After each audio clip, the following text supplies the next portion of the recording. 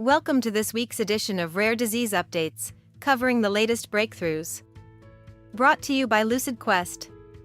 Scinai has signed an option agreement to acquire Pincell, gaining rights to its first-in-class, non-immunosuppressive antibody, PC111. This antibody targets rare and severe dermatological conditions, including pemphigus, Stevens-Johnson syndrome, and toxic epidermal necrolysis. The EMA has already granted Orphan Drug designation, with FDA filings anticipated. Scinai has also submitted a €12 million grant application to fund continued development.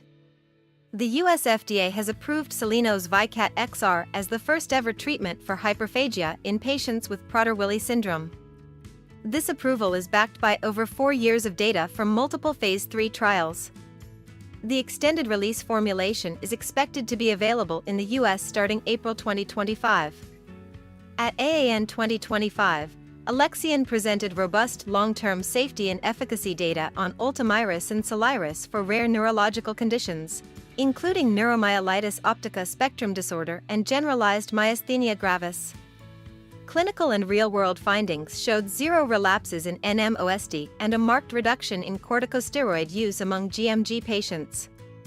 The company's 21 presentations also included studies on biomarkers, digital tracking technologies, and health equity in rare neurology.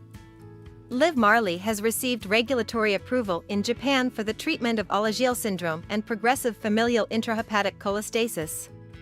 Both are rare genetic liver diseases associated with debilitating pruritus. This marks LIVMARLI's first approval in Japan, extending its reach to over 40 countries. The product will be commercially launched in Japan in collaboration with Takeda. Palatin's investigational oral MC4R agonist, PL7737, has been granted Orphan Drug designation for the treatment of obesity caused by leptin receptor deficiency. This rare genetic form of early-onset hunger results from disruption in the melanocortin pathway.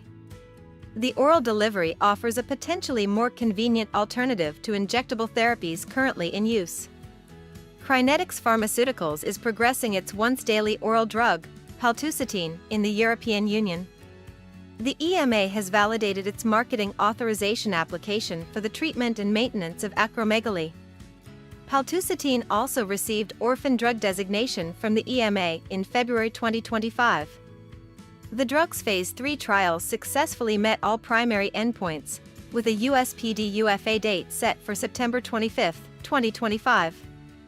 EMPAVELI has been granted FDA Priority review for its supplemental new drug application targeting C3 glomerulopathy and immune complex-mediated membranoproliferative glomerulonephritis. Data show a 68% reduction in proteinuria, improved kidney function stabilization, and clearance of C3c deposits. The FDA's PDUFA action date is scheduled for July 28, 2025. Pharvaris has received Orphan Drug designation from the European Union for deucrictibant, a therapy under development for bradykinin-mediated angioedema, including hereditary angioedema and acquired angioedema due to C1 inhibitor deficiency. This complements earlier orphan status granted by the US FDA in 2022. The ongoing Phase 3 program aims to expand indications under clinical evaluation. Stay ahead in rare disease research. Like, share, and subscribe for weekly updates. Visit www.lqventures.com or email us at info@lqventures.com for expert health